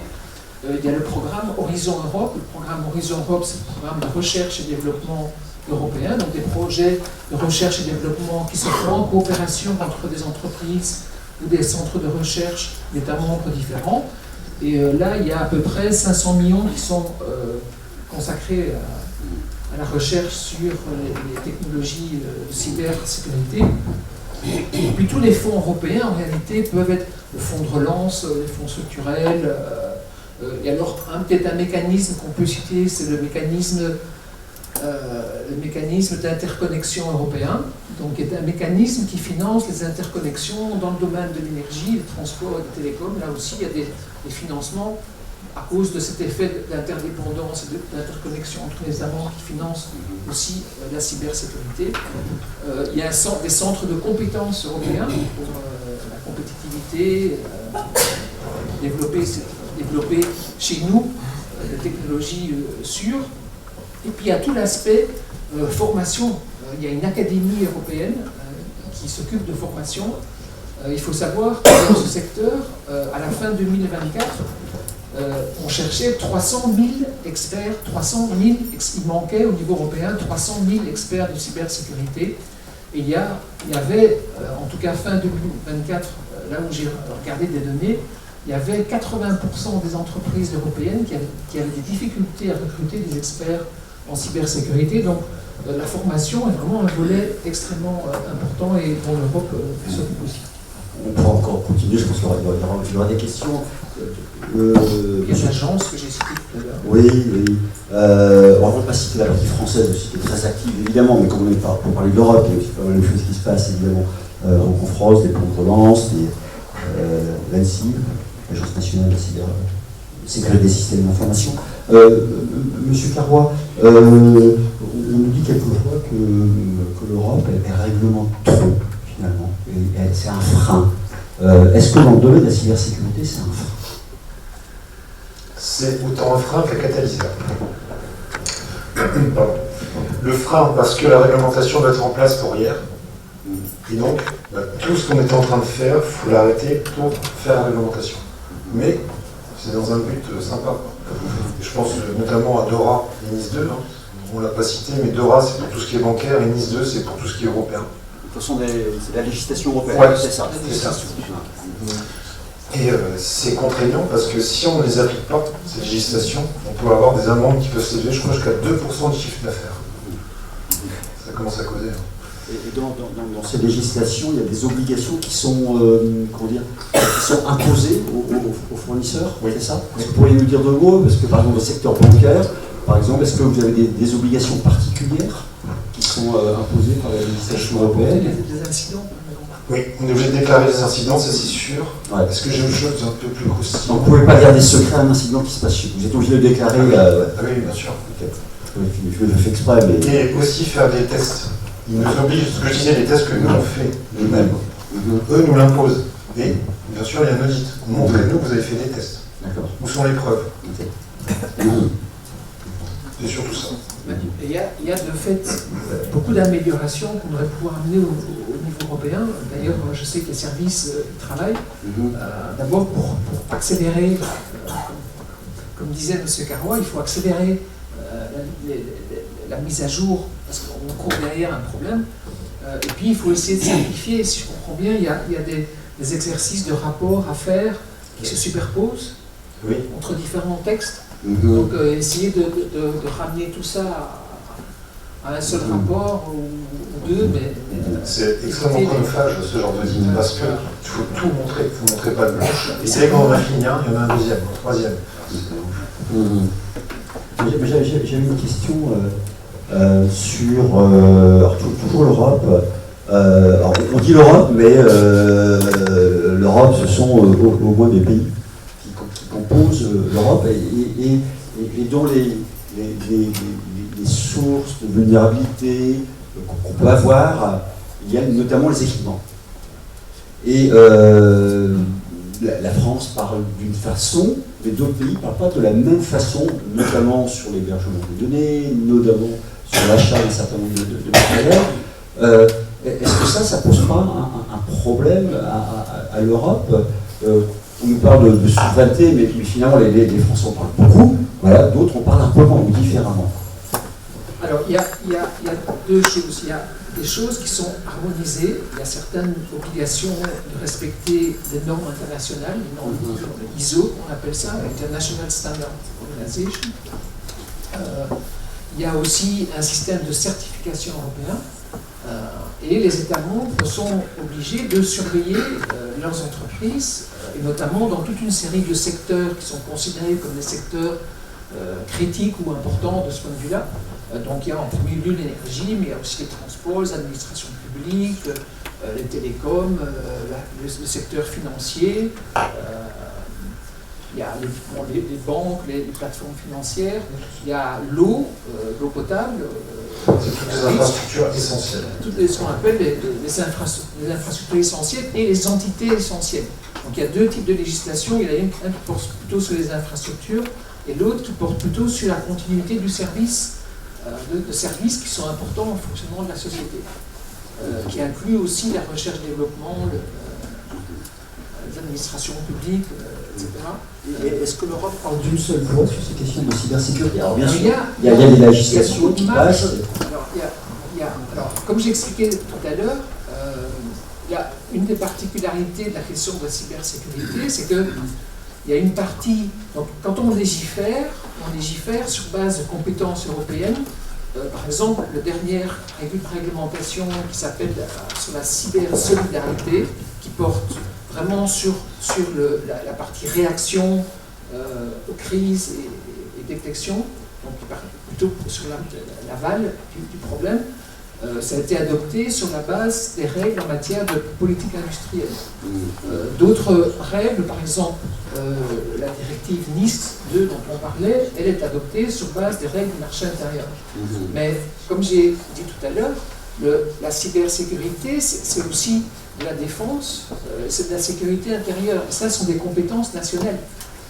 Et donc, on laisse quand même la législation, par exemple la législation NIS, elle va dire aux États membres, vous devez avoir des stratégies nationales en matière de cybersécurité. Et puis il y a une certaine marge. Donc vous devez nous envoyer des listes des entreprises qui font partie des entreprises critiques ou importantes. Alors la législation européenne fixe un tas de critères et fixe les secteurs, mais elle ne fixe pas tous les seuils. Donc pour donner un exemple dans le secteur de l'énergie, par exemple, pour les producteurs d'électricité, les États membres ont des seuils de niveau de production différents. Je sais qu'en Allemagne, c'est quelque chose comme 100 MW. En France, j'ai oublié le seuil français. Et par exemple, un des problèmes où on doit améliorer la législation, c'est qu'on s'est rendu compte, comme j'ai donné l'exemple tout à l'heure des panneaux solaires, que le seuil, il y a un seuil qui s'applique par entreprise, mais en réalité, si un fournisseur contrôle des milliers de panneaux solaires, ça devrait s'appliquer à l'agrégation de ces milliers de panneaux solaires. Donc il y a des tas encore d'amélioration à faire, mais comme je disais, il y a une marge laissée aux États membres parce que ça relève aussi de leur sécurité et de la défense, qui est une compétence nationale. Donc on peut supporter quelques différences. Et du point de vue de la banque, on est à peu près sur la même logique. Il y a plus de normes parce que c'est le côté financier. Quand on fait un virement international, il faut que ça marche. En Europe, on peut pas se dire ouais, t'as un seuil pour avoir 1% de perte, c'est pas grave. Ça marche. Ouais. Le côté financier est peut-être un peu plus rigoureux que l'industriel sur ce point-là parce que c'est de l'argent. Et j'en ai justement, on parlait de l'Europe, on est aussi pour parler du citoyen. Et le citoyen, alors je suis un citoyen lambda, hein, bon, du côté de l'énergie, on parle de la question de l'énergie, ben, je suis pas le consommateur. Globalement, je me chauffe, quoi. Je me chauffe, je branche mon ordinateur, je recharge mon téléphone, et du côté de la banque, bah, je retire de l'argent de bout en bout, puisque je paye par carte. De plus en plus, je fais des virements de téléphone à téléphone. Et donc, cette question, vue du point de vue du citoyen, parce que ce dont on a parlé, évidemment, ce sont des textes, des choses qui s'appliquent à des entreprises, mais du point de vue du citoyen, comment on se protège, comment on fait, est-ce qu'on a des risques? Vous disiez tout à l'heure que le principal facteur d'attaque, d'incident ou de risque, bah, c'est la personne, c'est l'usager. Comment on fait? Est-ce qu'il y a des solutions ou est-ce qu'il faut condamner l'humain finalement? D'abord, je pense que quand on est citoyen européen, on a quand même assez bien de chance, puisqu'on est quand même assez bien protégé en termes de système. Après, on est obligé individuellement d'être vigilant quand on reçoit des mails, de ne pas cliquer sur des liens sans vérifier d'où ça vient, bien vérifier d'où viennent les mails. Il faut aussi être vigilant quand on rediffuse de l'information sur les réseaux sociaux, puisque, comme je disais, la principale motivation quand même des attaques, c'est une motivation idéologique. Il s'agit de saper la démocratie européenne, il s'agit de saper la confiance des citoyens. Et donc c'est important aussi que les citoyens ne rediffusent pas des informations fausses qui sont diffusées pour justement saper leur confiance, en disant par exemple dans le domaine de l'énergie, il y a des campagnes gigantesques qui viennent essentiellement de pays producteurs d'énergie fossile, qui n'ont aucun intérêt à la transition énergétique, donc ils vont diffuser des informations sur tous les problèmes qu'on a avec, par exemple, les pompes à chaleur, ça ne marche pas quand il fait froid. Ben non, la réalité n'est pas comme ça. En Norvège, il y a beaucoup de pompes à chaleur, c'est même dans les pays nordiques qu'il y a le plus de pompes à chaleur et elles marchent très bien. Mais il y a des campagnes de désinformation sur les technologies de la transition énergétique. Donc il faut en être conscient, il y a plein de campagnes de désinformation sur les véhicules électriques, parce que les véhicules électriques, ça veut dire moins de pétrole qu'on achète à l'étranger. Mais c'est aussi notre sécurité, notre souveraineté qui est en cause, parce que la transition énergétique, on peut la justifier par le changement climatique qu'on a fait jusqu'à présent. Alors il y a des gens qui sont pas très motivés par le changement climatique, qui estiment que ce sont peut-être des lubies d'écologistes, mais ceci dit, la transition énergétique, elle est aussi nécessaire pour notre économie et elle est nécessaire pour notre souveraineté, pour être moins dépendant de pays non fiables, comme on voit autour de nous. On a des fournisseurs qui sont des pays pas seulement imprévisibles, mais surtout pas fiables, qui ne sont pas nécessairement nos amis. Et pour le moment, on est en train de passer d'une dépendance au gaz russe à une dépendance au gaz naturel liquide américain, ce qui, à mon avis, n'est pas une bonne chose, parce qu'on voit bien qu'ils ne sont pas plus fiables que beaucoup d'autres. Monsieur Carreau, c'est quoi un client bancaire ou assurance cyber-responsable? En fait, il faut qu'il nous fasse confiance. C'est ça. Et c'est pour ça qu'on met des mécanismes où le code n'est valable qu'une fois, où on a des notifications fortes avec sur le téléphone un MFA, Multi-Factor Authentication, qui fait que, c'est un peu plus galère parce que dès qu'on fait quelque chose, il nous faut ce code-ci, il faut un autre, tout ça, mais c'est pour sa sécurité, c'est pour son bien. Donc il faut qu'il nous fasse confiance. Et puis il faut quand même être vigilant, c'est-à-dire quand on achète des produits, s'assurer qu'ils répondent aux normes, il y a des normes. Donc il faut aussi vérifier ce qu'on achète et pas se laisser parfois leurrer par des prix très bas pour des produits qui ne sont pas sûrs. Ce que vous disiez, les attaques, elles touchent évidemment, elles touchent aussi évidemment les clients. Bien sûr. Voilà. Et là, on le voit, on l'a transposé sur l'énergie et sur la banque. Et c'est valable pour tous les secteurs. En fait, j'avais noté cette phrase, c'est que le citoyen, c'est pas un spectateur, c'est le dernier maillon de la chaîne de sécurité. C'est le premier aussi, hein. C'est lui qui opère le système, on va dire. S'il n'y a pas de citoyen, il n'y a pas de système. Mais, très très bien. Je remercie. Alors, on a vraiment parcouru rapidement un certain nombre de sujets, à la fois techniques, à la fois de posture aussi, d'autres un peu géopolitiques. Et puis pour conclure un peu cette table ronde, vous laisser la parole, puisque ça fait à peu près 55 minutes, je crois, qu'on a. J'aimerais savoir si, pour conclure, si vous pouviez me demander en 2, 3 phrases, 3 points qui sont importants dans ce que vous avez dit, voilà, avant de passer à la séance de questions. Qu'est-ce qu'il faut retenir de ce que vous avez dit, ou bien qu'est-ce que vous avez oublié de dire qui serait important de dire encore en plus? Oui.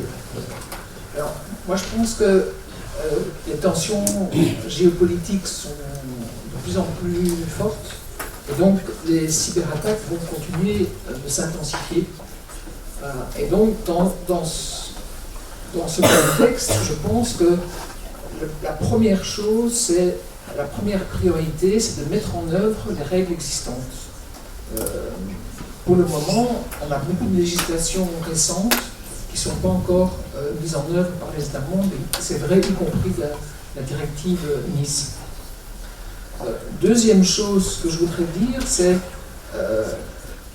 la question de la cybersécurité, c'est une question d'hommes et de femmes, et de la vigilance de chacun. Les erreurs humaines sont souvent à l'origine d'attaques. Donc c'est une question très, très humaine, et les connaissances et l'expertise sont au cœur quand même de la protection. Donc c'est un sujet qui touche à tous les hommes et les femmes. Je pense que le partage d'informations et la coopération en Europe sont vraiment fondamentales. L'interdépendance des États membres, c'est une force, mais c'est une force uniquement si tout le monde respecte les règles strictement. Ça, c'est ce que je veux dire. Donc c'est une force parce que ça permet de mutualiser des tests, d'apprendre l'un de l'autre, de s'entraider, d'être solidaire, etc. Mais ça peut aussi devenir une faiblesse quand les problèmes se contaminent les systèmes des pays voisins. Monsieur Caron.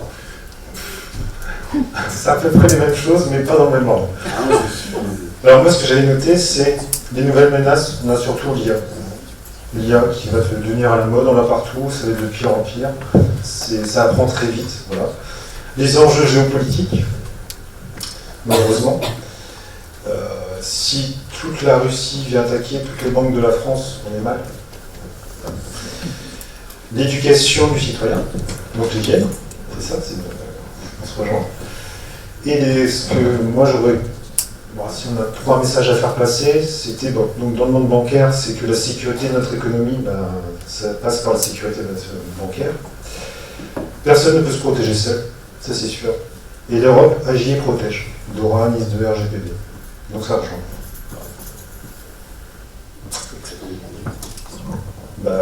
Merci. Très bien, écoutez, je vous remercie d'avoir répondu à ces questions. C'est passionnant. En même temps, vous avez utilisé pas mal de termes. Alors, je ne sais pas si tout le monde a compris par moment de quoi vous parliez, parce qu'il y a pas mal de termes. Si on n'est pas dans le milieu, on ne sait pas trop de ce dont on parle, ou bien même les termes les plus simples, quelquefois, peuvent poser, pas de problème, mais on n'est pas forcément au même niveau de compréhension que ce que vous dites. Mais et donc, la demi-heure qu'on a à peu près, là, M. Moronti, va être l'occasion peut-être de clarifier un certain nombre de choses, ou de répondre encore à d'autres questions sur d'autres sujets qui nous ont plus loin, qui peut-être vont faire encore une autre table ronde. Très bien. Défense et sécurité. Encore un autre sujet lié aussi. Régulièrement, l'État publie des revues nationales revue nationale stratégique qui est sortie il y a 1 an, il y a des revues de 4-5 ans de cybersécurité. Ils ne l'ont pas sorti là, ils l'ont intégré à la revue nationale revue stratégique nationale, où les questions de défense, en effet, abordent justement aussi des questions de cybersécurité, mais pas que seulement de la défense de l'État, mais aussi de la société, du citoyen, de la formation. Ce sont des choses aussi qui paraissent importantes. Juste, je passerai la parole, mais cette stratégie nationale est sortie finalement assez vite par rapport à d'autres, parce que tout simplement, vous l'évoquiez, la situation géopolitique se tend de plus en plus. Voilà, alors, je ne sais pas jusqu'où elle se tend, mais elle se tend quand même de plus en plus. Et donc on a des enjeux qui sont liés à ça. Voilà, M. Morici, je vais passer le micro pour ça. Est-ce qu'il y a des questions maintenant pour nos interlocuteurs? À vous la parole. Ok, je vais passer le micro. Je vais faire. Voilà. Donc, ce serait bien de vous lever, de vous présenter, et puis après, rapidement, et puis dire voilà qui je suis, puis après de vous poser la question. Bonjour, je m'appelle Louane Lamar et je suis étudiante en sciences politiques en première année. Vous nous avez parlé en début de conférence de l'attaque russe en 2015 contre l'Ukraine. Est-ce que c'est véridique que ce sont les attaques les plus récurrentes et les plus difficiles à combattre, les attaques russes? Est-ce que les attaques russes sont les plus difficiles à combattre? Oui, et les plus récurrentes. Il ne faut pas confondre attaque russe et attaque à partir d'un serveur hébergé en Russie. Il y a un distinguo. Je peux acheter un serveur en Russie et lancer une attaque. Je peux le faire. Mais en fait, c'est pas forcément une attaque russe. Une attaque russe, c'est les punaises de lit. Vous avez entendu parler, ou les rats à Paris. Voilà, ça, c'est une attaque russe. Ça veut dire que sur les attaques, parce qu'on parlait à la fois de l'attaque, en France, la pratique généralement de l'État, c'est de ne pas attribuer les attaques au principe. L'État n'attribue pas. On reconnaît, on sait d'où ça vient, on reconnaît le protocole, on reconnaît la façon de faire, mais après, soit c'est un problème diplomatique. Je vais poser le micro, parce que ce sera peut-être plus simple. Souvent, si c'est une attaque russe, elle sera revendiquée par des groupes russes. Là, on pourra le dire. Mais le déduire comme ça, parce que l'attaque a une IP, une source qui vient de la Russie, c'est pas fiable. Et là-dessus, est-ce que les États, type d'États, ont pas aussi des groupes qui sont basés ailleurs? Oui. Les APT. Sur des groupes terroristes, que, en fait, tout maintenant passe comme un service. J'ai envie de lancer une attaque contre l'Angleterre. Oh, bah, j'en ai qui sont énervés là, du côté de l'Iran, n'importe quoi. Bah, je vais payer. Tout est service. C'est fini le temps où le hacker était dans son garage à coder, faire des trucs et dire ah, je t'ai eu. Voilà, fini ça. D'autres questions? Bonjour, Monsieur Sige, donc de Guy Pavin. La question, c'est vis-à-vis du milieu bancaire. En 1997, la Confédération helvétique a découvert un logiciel au sein de l'ensemble des ordinateurs qu'ils avaient achetés, donc un prestataire américain, et pour lequel ils ont découvert que ce n'était donc pas un hacker ou je ne sais quel pays, mais bien la NSA. C'est-à-dire que la NSA avait infiltré donc l'Université de Genève et l'ensemble des banques helvétiques, que ce soit les banques suisses en elles-mêmes ou les banques étrangères présentes dans le pays. C'est-à-dire qu'elles avaient donc tout le listing, tous les échanges et tous les clients. Ouais. Donc pour vous, c'est toujours à ce jour un problème, parce que je pense que nous avons tous un ordinateur avec des logiciels américains. Donc c'est-à-dire qu'à ce jour, ils peuvent toujours avoir accès à une base de données.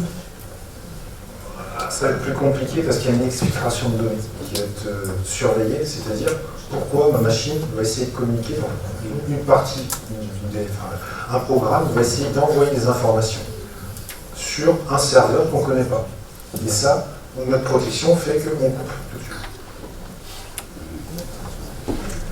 suite. Mais C'est comportemental. En fait, pour répondre, chaque programme est étudié et on va donner un score. Pourquoi, quand j'ouvre l'image reçue dans un mail, à un moment, il va écrire en base de registre pour un Windows et il va essayer de se connecter avec une machine distante. Pourquoi? Le logiciel fait non, toi, tu as un score élevé, je te coupe. Fini. Tu ne t'exécutes pas. J'ai une question naïve. Mais par quoi est-ce qu'elle passe les données? Par quoi est-ce qu'elle passe d'un ordinateur à l'autre dans le monde des données? Alors, il y a différents supports, mais il y a ce qu'on appelle du legacy. Donc Prime, on héberge des bases de données chez nous, et donc ça transite par le tuyau vers chez nous, ou on paye une prestation, Amazon, où les données, ça peut transiter par le cloud. Et là, mais qu'est-ce qui relie aujourd'hui dans le monde les différents serveurs? Est-ce que c'est l'espace ou est-ce que c'est sous-marin? Non, ce sont les fibres. C'est la fibre, voilà, d'accord. Et il ne faut pas couper les fibres.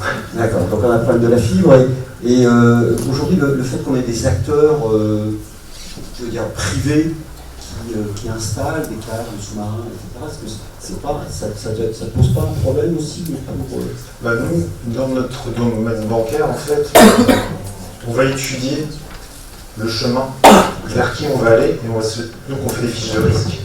Et ces fiches de risque, on va leur dire, ton fournisseur, moi je ne le connais pas bien, il n'est pas certifié pour le monde bancaire, j'en veux pas. Je pense que c'est pas chez ça s'accélère, c'est ça. Ça s'accélère la certification.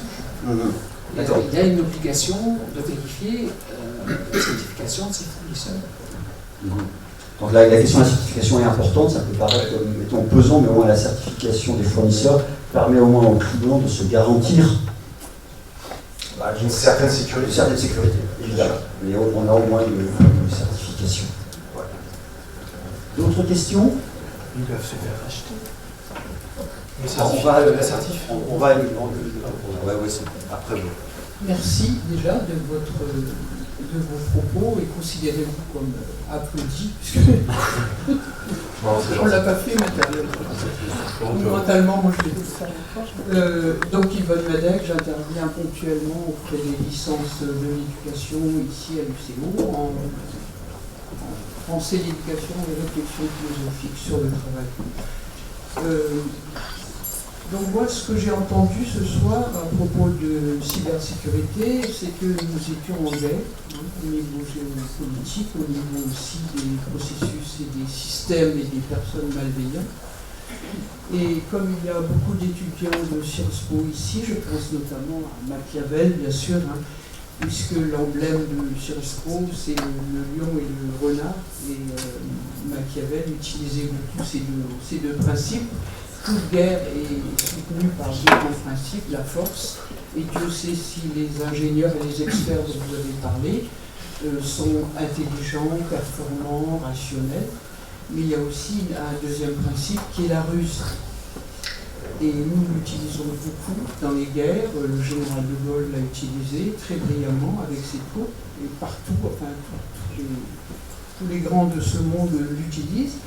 Et vous, en matière de cybersécurité, qu'est-ce que vous utilisez comme ruse? Est-ce que vous pouvez nous raconter des anecdotes où vous avez dû ruser, puisque c'est un des moyens les plus utilisés au monde, des animaux aux humains, et au système bien sûr informatique? Alors, sans aller dans le détail, parce qu'il y a aussi quelques secrets, on ne peut pas parler de tout.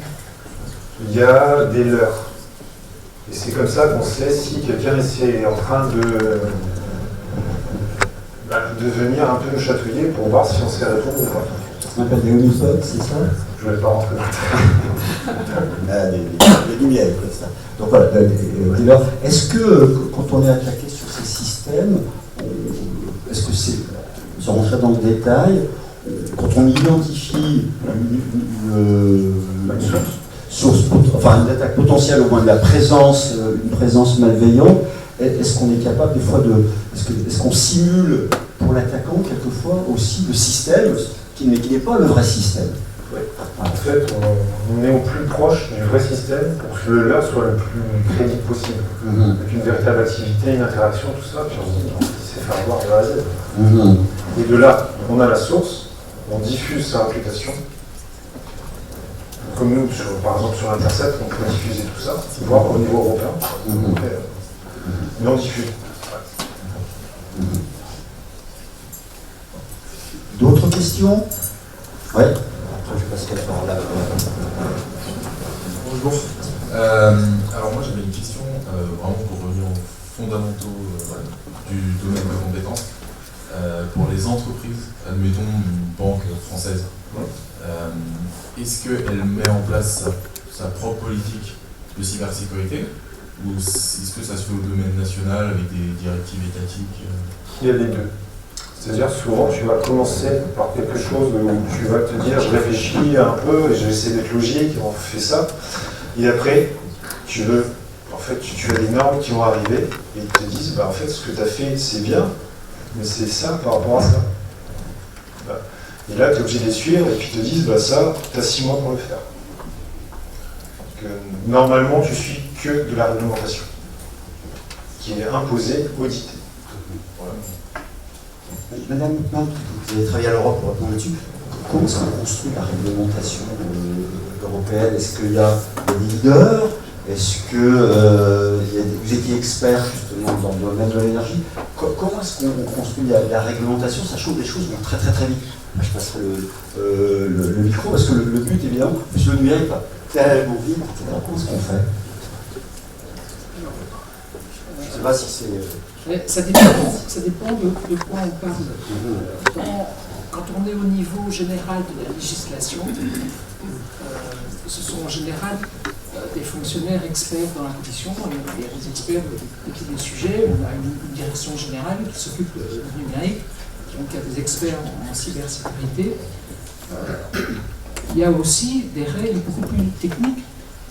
Et là, par exemple, dans le secteur de l'énergie, on a de la législation générale et puis on a ce qu'on appelle des codes de réseau, qui sont des règles obligatoires, mais qui ne sont pas de la législation.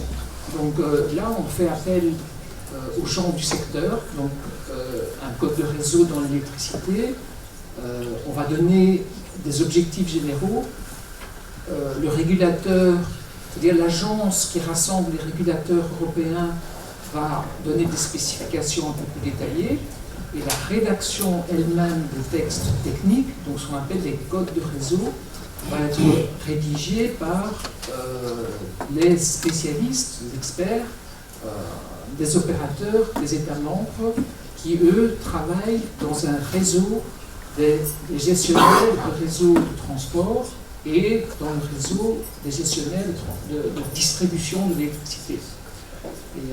Et ces opérateurs ont des experts sur la cybersécurité dans les réseaux, par exemple. Donc c'est eux qui rédigent les textes qui ensuite doivent être approuvés par l'agence, qu'on appelle l'agence ACER, qui est l'agence qui rassemble, qui permet la coopération des régulateurs de l'énergie. Et puis ça monte à la Commission européenne qui, elle, doit consulter les experts des États membres avant d'adopter ce qu'on appelle des actes délégués. C'est-à-dire que le législateur a délégué à la Commission le pouvoir d'adopter des règles techniques qui permettent de mettre en œuvre des textes plus généraux. Je ne sais pas si j'ai été clair. Alors, voilà.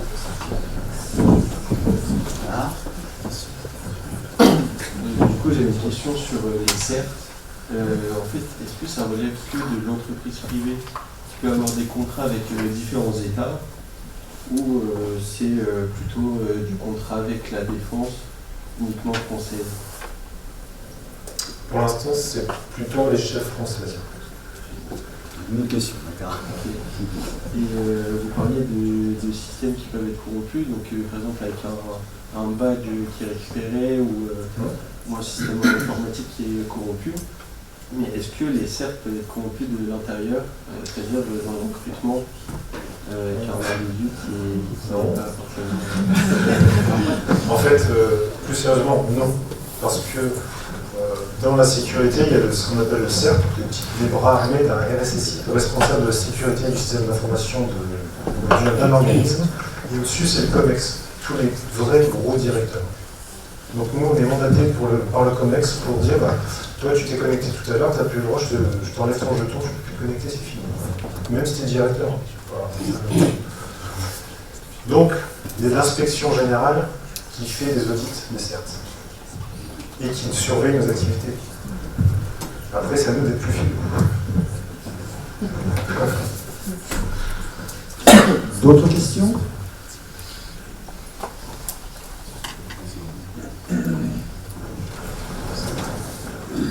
Moi j'avais une question, vous l'avez évoqué rapidement, on a discuté, vous avez parlé tout à l'heure de threat intelligence, rapidement.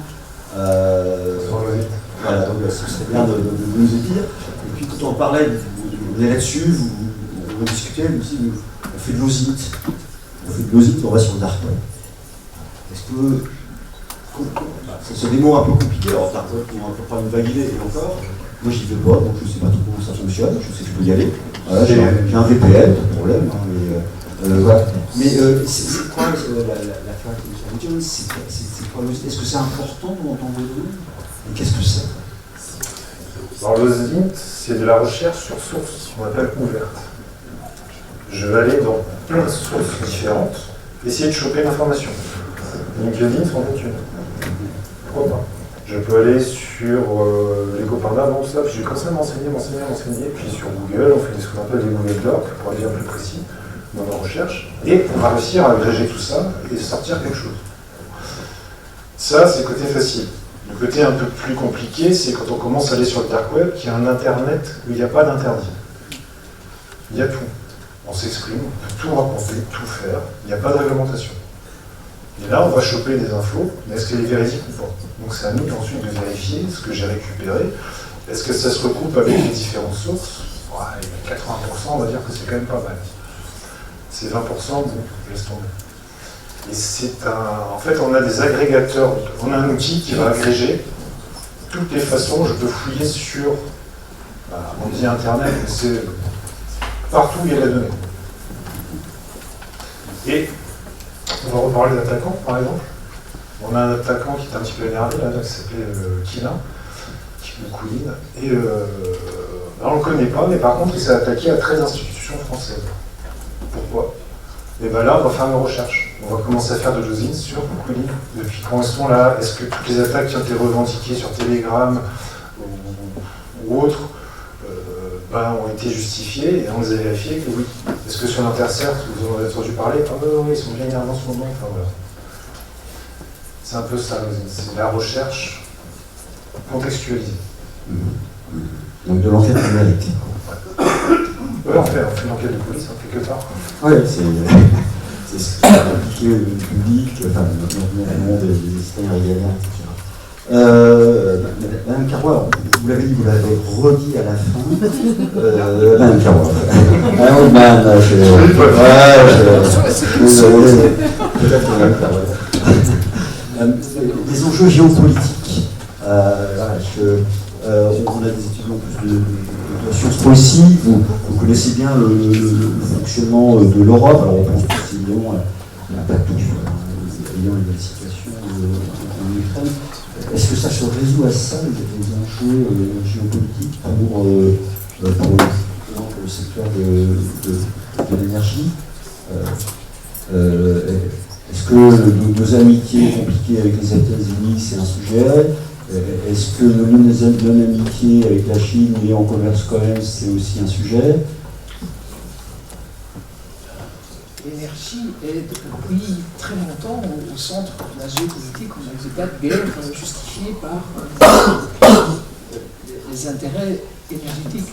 Et on a vu, pour donner un exemple récent, dans les négociations commerciales avec les États-Unis, la question du niveau des droits de douane imposés par Trump a été un quiproquo pour l'achat contre l'achat, une promesse d'achat de produits pétroliers et gaziers américains pour un total, si j'ai bon souvenir, de 750 milliards de dollars, qui d'ailleurs, entre parenthèses, l'Europe s'est engagée à ça, mais d'abord, les États-Unis sont, j'imagine, pas capables de produire les quantités que l'Europe s'est engagée à acheter, pour une raison simple, c'est que d'abord la consommation d'énergie fossile diminue en Europe, et ça reviendrait pour les États-Unis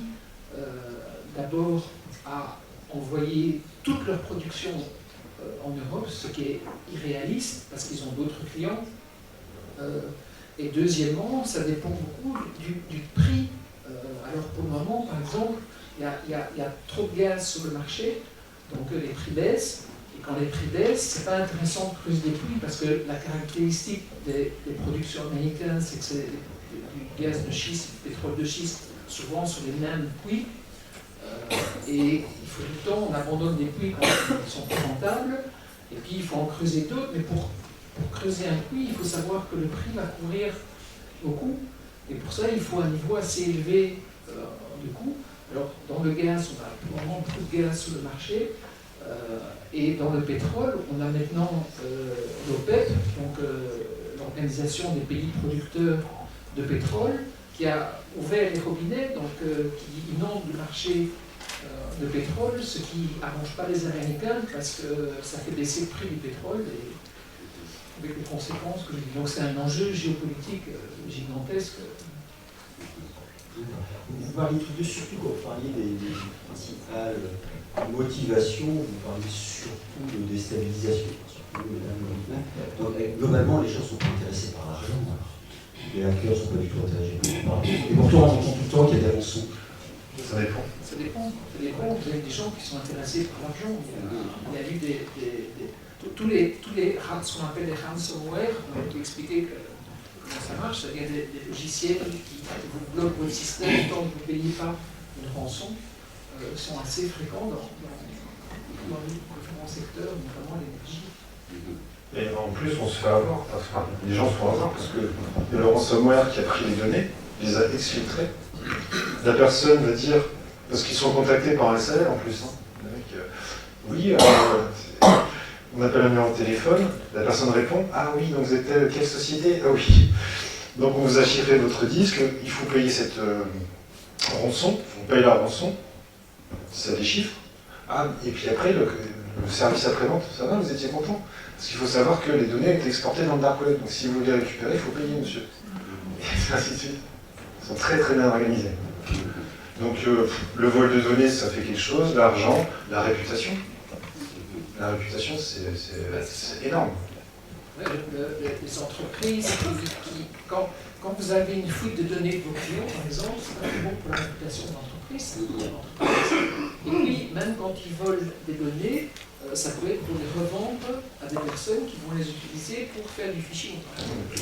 Donc c'est aussi, parfois, le vol de données peut être motivé aussi par l'argent.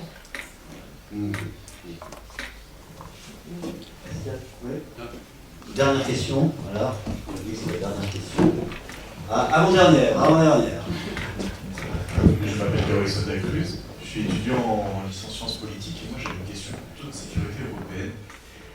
Monsieur Carrois nous avait dit qu'il utilisait l'IA pour sa protection personnelle et Mme Goodman nous a dit qu'au fil des années il y aura de plus en plus de cyberattaques. Je me demandais si il était envisageable que l'Europe se crée une IA afin de se créer une bulle de protection supranationale par exemple, qui pourrait traiter des attaques assez basiques comme du phishing et tout ça pour protéger vraiment les États membres.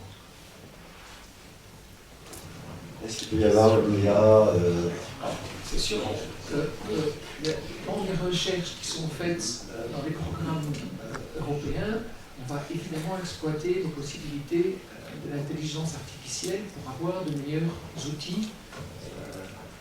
Bon, c'est de la recherche-développement là, pour avoir de meilleurs outils et dans la protection et dans la détection et dans la réaction. Ouais. Tu sais pas dire des bêtises, moi je suis pas une technicienne du sujet. En fait, tu vas réussir à donner une façon de réagir qui sera commune sur tous les pays d'Europe. Mais ce que je disais dans l'échange, ce sera du niveau 1. Tu ne vas pas aller jusqu'à un niveau d'expertise fort parce que comment tu vas être sûr que tu as 100% de bonnes réponses de l'IA? Tu peux pas. Et si elle te dit que c'est vert alors que finalement il y a une main, c'était pas vert du tout, je l'ai vu qu'à un peu. Et si tu analyses un mail, Dedans, il y a un lien. Personne ne dit est-ce que ce lien est légitime ou malveillant. Voilà, ça redirige vers OneDrive. Un méchant. Par contre, le document qui était sur OneDrive, lui était rouge. Donc si tu arrives à aller dans une profondeur assez forte, pourquoi pas? Pour l'instant, non. Ce qu'il faut savoir, Madame Huckman, on a parlé, l'Europe, c'est pas de l'argumentation, c'est aussi du soutien financier. Et du soutien financier sur des programmes qui sont fléchés. Il y en a au moins, enfin il y en a plusieurs, mais vous avez parlé de Horizon. Le programme Horizon, c'est le programme de recherche et développement de l'Europe, hein, qui programme la façon de fonctionner, au moins des appels à projets Horizon, mais aussi dans le champ de formation, c'est de faire des consortiums européens. On demande à des organismes, je veux dire comme ça pour le moment, de se rassembler sur des questions particulières et d'apporter une réponse. Alors, ça peut être, en général, ça peut être, vous devez proposer un prototype qui aura tel niveau de maturité. Donc il y a quand même des choses qui se passent en Europe et qui obligent les organismes. Souvent, c'est à la fois des entreprises et de la recherche universitaire, plus des donneurs d'ordre, voilà, à travailler ensemble. Et l'Europe fonctionne beaucoup comme ça. D'ailleurs, c'est une condition pour recevoir des financements dans le cadre de l'Horizon Europe, c'est d'avoir une collaboration entre plusieurs États membres, enfin, entre entreprises ou centres de recherche de plusieurs États membres. Et il y a des appels d'offres qui sont lancés. En fait, on définit un programme de recherche dans tous les secteurs, l'énergie, le numérique, la cybersécurité, et puis vous avez un appel d'offres avec un budget réservé. On fait des appels d'offres, on a 250 millions pour des entreprises qui vont répondre à tel problème, avec telle spécificité. Dernière question. Marie-Laure Crevinec, la secrétaire générale du CECI. Je voulais savoir, M. Carrois, comment envisagez-vous l'évolution de votre métier d'ici quelques années, compte tenu de tous les enjeux, les défis? C'est un métier quand même relativement nouveau. Oui. C'est relatif. Mais comment est-ce qu'on peut se projeter? Je pense qu'on est en train de construire une réponse de plus en plus automatisée sur les premiers points, qui fait que on essaie de tenir un délai de réponse de 10 minutes. Mais si moi je ne suis pas là, je fais autre chose. Il faut que quelque chose de manière automatisée puisse le faire. On va y tendre. On va avoir des systèmes comme ça qui seront vraiment intelligents et qui vont prendre des décisions. Et ce qu'on appelle des orchestrateurs. Et dans les 5-10 ans, on y sera.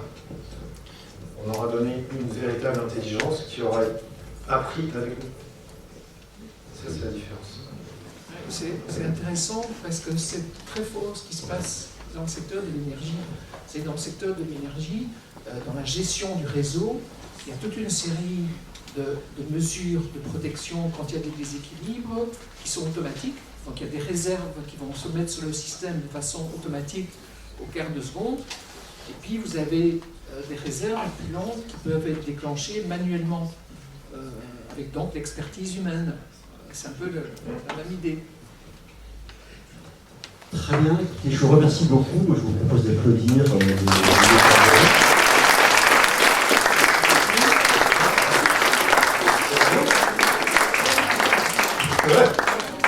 Tellement je veux dire, Monsieur Morucci.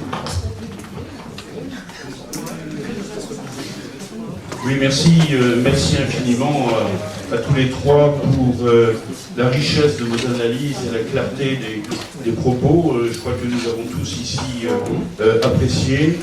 On a bien compris que cette histoire de cybersécurité n'était pas qu'une affaire technique, mais que ça engageait aussi le citoyen et dans une forme de co-responsabilité, si j'ai bien entendu ce que vous avez dit.